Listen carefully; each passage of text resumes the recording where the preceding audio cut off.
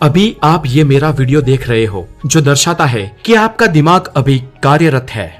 आपका दिमाग आपकी खोपड़ी के अंदर हड्डियों के बीच मजबूती के साथ सलामत है, जो बताता है कि बायोलॉजिकली या जैविक रूप से वो जीवंत है। और ये बात मैं आपको इसलिए याद दिला रहा हूँ क्योंकि आने वाले कुछ दशकों बाद हम होमोसेपियंस का भविष्य कुछ अलग ही होगा। फिलहाल इस पृथ्वी पर बसने वाले कुछ इंटेलेक्चुअल लोग ये सोच रहे हैं कि उनके जीवन काल के दौरान ही एक ऐसी एडवांस टेक्नोलॉजी का विकास होगा जो इंसान के हार्डवेयर समान दिमाग में रहने वाले सॉफ्टवेयर समान मन के सभी डेटा को और उसकी सारी मेमोरी को एक सुपर कंप्यूटर में अपलोड कर सकेगी, और जिस वजह से इंसान बायोलॉजी की लिमिटेशंस को पार करके मृत्यु रहित यानी कि इमॉर्टल अमर बन सकेगा। लेकिन क्या सच में ये बात मुमकिन है? कुछ बौद्धिक लोग जैसे कि एलोन मस्क जैसे लोगों की माने तो ये संभव है।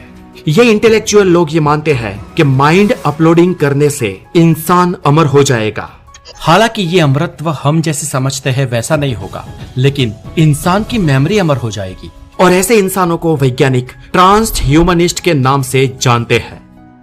अब इस विषय में इंसानी समुदाय के किसी शिखर पर रहने वाले व्यक्ति का अगर नाम देना हो तो वो नाम है रे कुर्ज़वेल। रे कुर्ज़वेल ने कुछ समय पहले ही एक भविष्यवाणी की थी कि आने वाले कुछ ही सालों में इंसानी दिमाग को कंप्यूटर में अपलोड किया जा सकेगा। और फेसबुक की मेटावर्स जैसी बड़ी कंपनियां इस पर बड़े पैमाने पर काम भी शुरू कर चुकी है। हो सकता है कि ये टेक्नोलॉजी आने वाले एक दशक में ही मुमकिन हो जाए और इंसान डिजिटल दुनिया में अमर बन जाए। आम भाषा में कहे तो इंसान की मृत्यु होने के बाद भी वो एक डिजिटल अवतार के रूप में जिंदा रहेगा।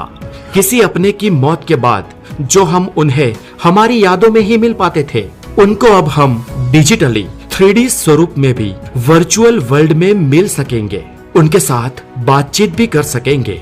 ना सिर्फ अपने दुख दर्द उनके साथ बांट सकेंगे, लेकिन उनसे मार्गदर्शन भी ले सकेंगे। अब डिजिटल रूप में माइंड अपलोडिंग करने वाली इस टेक्नोलॉजी को हम आशीर्वाद माने या अभिशाप, वो तो दोस्तों आपको तय करना है। अब चलिए जान लेते हैं कि माइंड अपलोडिंग की इस पूरी प्रक्रिया के पीछे का विज्ञान क्या है।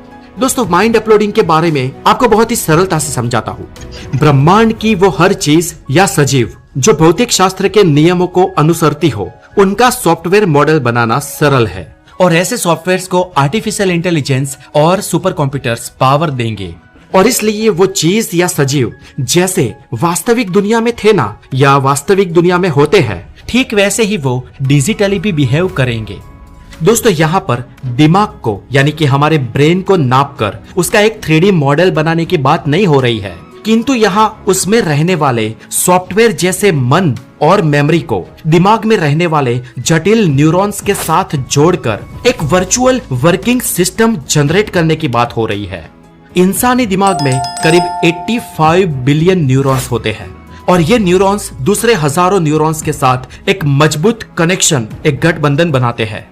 हमारी अपनी गैलेक्सी मिल्की वे में जितने भी तारे हैं, उससे 1000 गुना ज्यादा न्यूरॉन्स कनेक्शन हमारे दिमाग में मौजूद है। और एक आम इंसान के दिमाग में एक वैज्ञानिक अंदाज के मुताबिक करीब 100 ट्रिलियन यानी कि एक के पीछे 12 शून्य लगाए उतने न्यूरॉन्स के आपस में कनेक्शंस होते हैं। अब दोस्तों, इंसान इतनी बड़ी संख्या वाले न्यूरॉन्स के आपस में जुड़ाव का काम अकेला तो नहीं कर सकता है। और इसलिए जो लोग माइंड अपलोडिंग के सिद्धांत को मानते हैं, वो लोग कहते हैं कि एक ऑटोमेटेड स्कैनिंग प्रोसेस से अत्याधुनिक सुपर कंप्यूटर्स और अत्याधुनिक AI के जरिए माइंड अपलोडिंग किया जा सकेगा। और इसके लिए एक modern super charge MRI machine का भी उपयोग किया जाएगा। और ये कनेक्शन, ये जुड़ाव मॉलिक्यूलर्स लेवल पर होगा। अब इस मॉलिक्यूलर्स लेवल पर होने वाले जुड़ाव को समझने के लिए जिस रिजोल्यूशन में इमेज को स्कैन करना हो, उस जरूरी रिजोल्यूशन की इमेज को स्कैन करने के बाद उसे कंप्यूटर में अपलोड किया जा सकेगा। और ऐसे सिर्फ दिमाग की स्कैनिंग करने से काम पूरा नहीं होगा। इमेज यानी कि इन चित्रों में से बायोलॉजिकल सॉफ्टवेयर बनाकर हर एक कनेक्शन को सॉफ्टवेयर के अंदर क्रियाशील करना पड़ेगा, यानी कि सॉफ्टवेयर के अंदर एक्टिवेट करना पड़ेगा। और ऐसा करने के बाद ही ये सॉफ्टवेयर बायोलॉजिकल दिमाग और इंसानी मन के जैसा कार्य कर पाएगा, जिसे आप इम्प्लांटेड इंटेलिजेंस कह सकते हो। जो डिजिटल दुनिया में आपकी कॉपी या आपका क्लोन बन पाएगा। अब चले दोस्तों जान लेते हैं कि जब डिजिटल क्लोन बनेगा यानी कि इंसानी दिमाग का डिजिटलाइजेशन हो जाएगा तब क्या क्या हो सकता है।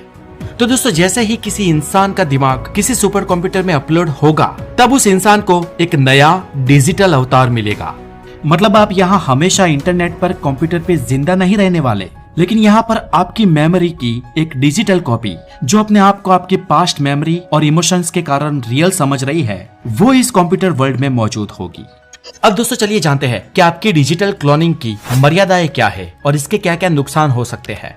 तो दोस्तों रिस्क फैक्टर में ऐसा भी हो सकता है कि आपकी जानकारी के बाहर आपके दिमाग की कॉपी हो जाए। ये भी हो सकता है कि कोई व्यक्ति आपको नशे की दवाई देकर आपको बेहोश करके आपके दिमाग की डिजिटल कॉपी बनवा ले और आपका माइंड अपलोडेड हो जाए कहीं कंप्यूटर पर। एक बात यह भी है कि मान लो अगर किसी इंसान ने साल 2024 में अपनी डिजिटल क्लोनिंग करवाई है यानी कि अपना दिमाग अपलोड किया है तो उसके डिजिटल क्लोन के पास वही इंफॉर्मेशन होगी, वही डेटा होगे जो उस इंसान की मेमोरी के पास साल 2024 तक थे। अगर वो इंसान आने वाले 3 सालों में यानी कि साल 2027 तक अगर कोई 2-3 नई भाषाएं सीखा है, 2-3 नए एक्सपीरियंस किए हैं और बहुत कुछ नया सीखा है तो उसकी डिजिटल कॉपी के पास यानी कि उसके क्लोन के पास ये इन्फॉर्मेशन नहीं होगी। और इसके लिए उस इंसान को अगर वो इन्फॉर्मेशन अपनी डिजिटल क्लोनिंग में इनपुट करवानी है तो उसे फिर से उसका माइंड अपलोड करवाना पड़ेगा। और दोस्तों मेटावर्स की दुनिया में जो आपने लेटेस्ट में माइंड अपलोडेड करवाया है वही आपकी डिजिटल कॉपी होगी। मेटावर्स की दुनिया में आपकी डिजिटल कॉपी एआई के माध्यम से कुछ नई चीजें भी सीख सकती है जो शायद आप वास्तविक दुनिया में ना सीखे हो। आपका डिजिटल अवतार यानी कि आपका क्लोन कैसा होगा? तो फ्रेंड्स इसे आप अपना जुड़वा भाई भी कह सकते हो जो हकीकत में डिजिटल फॉर्म में होगा, जिसके पास मेटावर्स में जिस डेट तक आपका दिमाग अपलोडेड हुआ उसके पास उस तारीख तक की आपकी संपूर्ण यादें होगी। हाँ, उसका अस्तित्व अलग होगा और ये भी हो सकता है कि आप अपनी डिजिटल कॉपी के साथ बातचीत भी कर सके। भविष्य में ये भी हो सकता है कि आपकी डिजिटल कॉपी आपने सोचे भी ना हो वो काम आपके लिए करे। वो आपको बहुत सारे सलाह मशवरा भी दे सकती है और आपको आपकी कोई पुरानी यादें भी ताजा करवा सकती है।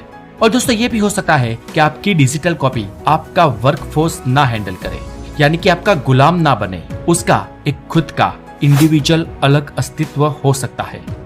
डिजिटल क्लोनिंग के नुकसान दोस्तों हो सकता है कि आपकी डिजिटल कॉपी आप जो भी मांगो वो सभी आपके वर्कफोर्स हैंडल ना करे, यानी कि वो भले ही आपकी कॉपी हो लेकिन उसका एक अलग इंडिविजुअल अस्तित्व हो सकता है। कुछ एक्सपर्ट्स ये भी बताते हैं कि इंसानों का डिजिटल क्लोनिंग जब एआई के साथ मिक्स होगा तब हो सकता है कि वो आपके रूप से बहुत ही भिन्न व्यक्तित्व बन जाए, उसकी अपनी सोच, अपनी समझ, अपनी पहचान हो। और अगर उसमें खुद के अस्तित्व का एहसास आ जाता है तो एक क्लोन वॉर भी शुरू हो सकती है। ये भी हो सकता है कि आपका डिजिटल स्वरूप वास्तविक दुनिया में एक रोबोट के माध्यम से आ जाए जिसका दिमाग, जिसकी समझ, जिसकी इंटेलिजेंस और जिसकी यादें ठीक आपके जैसी ही हो या हो सकता है आपसे भी उन्नत हो। और ये भी हो सकता है कि वो आपको गुलाम बनाना चाहे, क्योंकि इस ब्रह्मांड का नियम है कि ब्रह्मांड की कोई भी उन्नत सभ्यता उससे नीची कोटि की सभ्यता की गुलाम नहीं बनती बल्कि उसे गुलाम बनाती है। इन शॉर्ट दोस्तों समस्याओं की अगर बात करें ना तो मनुष्य का डिजिटल क्लोनिंग जो मेटावर्स में अपलोड होगा उससे बहुत सारी समस्याएं भी खड़ी हो सकती है। और मेटावर्स की समस्याओं की गंभीरता को देखते हुए लुइस रोसेनबर्ग ये कहते हैं कि सिर्फ इंसानों का माइंड डिजिटल रूप में अपलोड करने से हो सकता है कि इंसान डिजिटल दुनिया में अमर नहीं बन जाएगा, लेकिन उससे भी आगे इंसान का अपना एक डिजिटल अलग स्वरूप भी बन सकता है और इससे बहुत सारे प्रॉब्लम्स खड़े हो सकते हैं। अब दोस्तों अगर मान लो कि हमारी वास्तविक दुनिया में क्लोन वॉर शुरू हो गई तो क्या होगा? लुइस रोसेनबर्ग का ये मानना है कि माइंड अपलोडिंग एक एक्सट्रीमली चैलेंजिंग कार्य हो सकता है और इस बात का मैं कतई इनकार नहीं करता।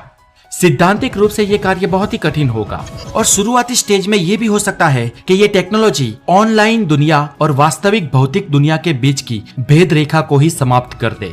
काल्पनिक दुनिया के ये माइंड अपलोडिंग वाले पात्र भी यानी कि क्लोन्स भी वास्तविक दुनिया जी रहे हो ऐसा लग सकता है।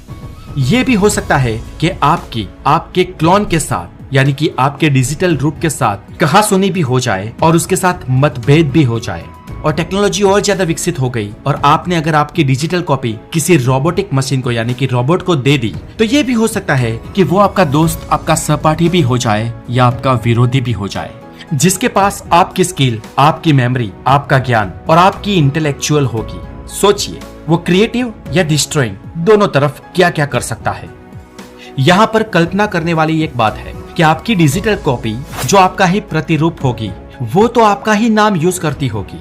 अगर उसमें समझ आ गई तो वो तो यही समझेगी कि मेरा अस्तित्व सही है, मैं सच हूँ।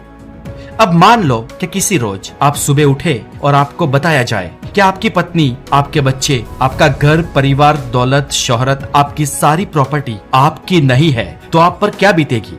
अगर आपके डिजिटल क्लोन को, जिसके पास आपकी सारी मेमोरी है, उसकी आइडेंटिटी भी आपकी ही है, उसे अगर ये एहसास हो कि उसके पास जो भी है वो उसका नहीं है, तो उसे कैसा फील होगा। और मान लो कि आपकी वो डिजिटल कॉपी एक रोबोट के फॉर्म में होगी, तो समझ लो कि आपका अंत किसी हॉलीवुड फिल्म के जैसा ही होगा। दोस्तों, आप ये मानो या ना मानो, लेकिन एक मेटावर्स, एक नई दुनिया का कार्य ऑलरेडी शुरू हो चुका है और सच ये भी है कि दुनिया की बड़ी बड़ी दिग्गज कंपनियां इस पर काम कर रही है। तो दोस्तों, अब आप बताइए कि अगर मेटावर्स जैसी दुनिया आती है और आपको एक चांस मिलता है कि आप अपनी डिजिटल कॉपी बना सकते हो, तो क्या आप अपनी डिजिटल कॉपी, आपका क्लोन बनवाना चाहेंगे? हमें कमेंट करके जरूर बताइए।